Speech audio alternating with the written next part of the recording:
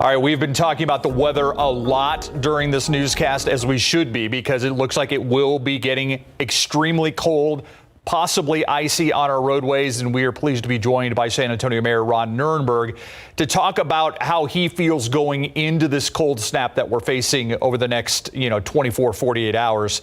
Mr. Mayor, a lot of people obviously concerned about what happened almost a year ago with the massive power outages, the water outages.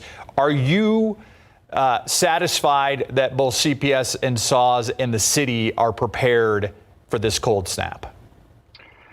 I am satisfied that CPS Energy and our local infrastructure and crews and agencies are prepared, and we have warming locations that are ready to open for general public tomorrow. We do have warming locations for unsheltered individuals, and outreach to our homeless population has already been ongoing. People can get more information at sanantonio.gov/severe-weather for all the weather-related services that are available. But I'll be candid with you, Steve. The preparedness at the state level, because again, the state controls the grid management across the entire state of Texas, matters. And the lack of action from the session to now with regard to putting teeth into winter preparedness still concerns me. So we hope that ERCOT stays up and doesn't force outages onto local communities as they did last winter. But time will tell. I think that at the local level here in San Antonio, we've taken care of our business. We will continue to do that. And we hope that ERCOT also has been pressing to make sure other local communities are doing the same, because we all feed into this state grid that is going to be tested in this latest wave of cold air. Now, Mayor, I know on the topic of many people who are thinking about this, last year, obviously, some people in the dark multiple days without water. And I think the biggest frustration was the communication. So are you prepared this year to better communicate, what's going on and what your plans are to help people move through this process? Yes, and I have to give credit to all of the agencies involved and the public, as well as our emergency preparedness committee that really came up with a lot of new plans and protocols after the winter storm. You may have noticed on your cell phone or in your email box or even on TV or on the radio more messaging about in advance of this latest cold front. That's going to continue. You're also seeing more winter-related messaging from ERCOT and what that's doing to the state grid. So I think writ large, from the state to the locals, there's a lot more communication about what we're confronting. We did get to kick the tires a little bit on the cold front that really didn't materialize into severe weather about a week or so ago. And that allowed us to kind of test all these different agencies and protocols.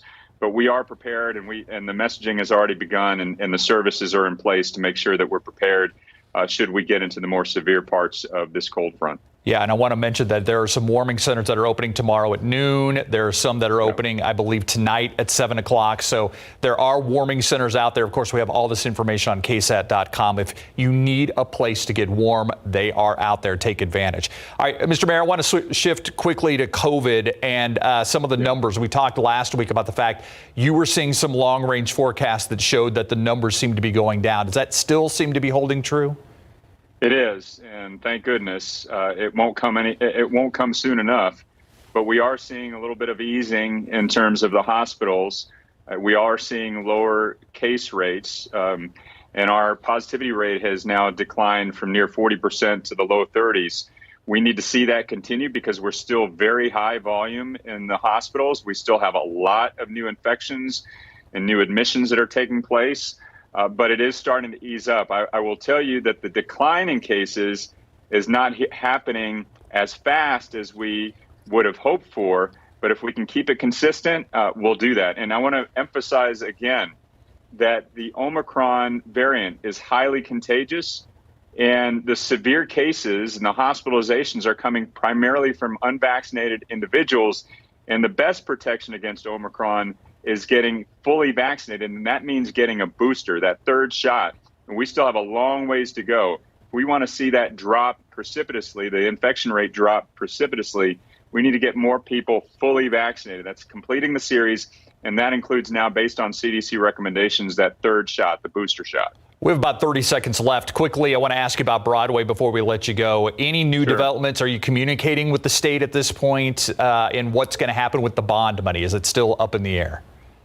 Well, it's to be determined. Our commitment to the voters is to complete the project that they voted on, and that the stakeholders have worked with us through thousands of hours to design. That's our commitment. That's the project we plan to deliver.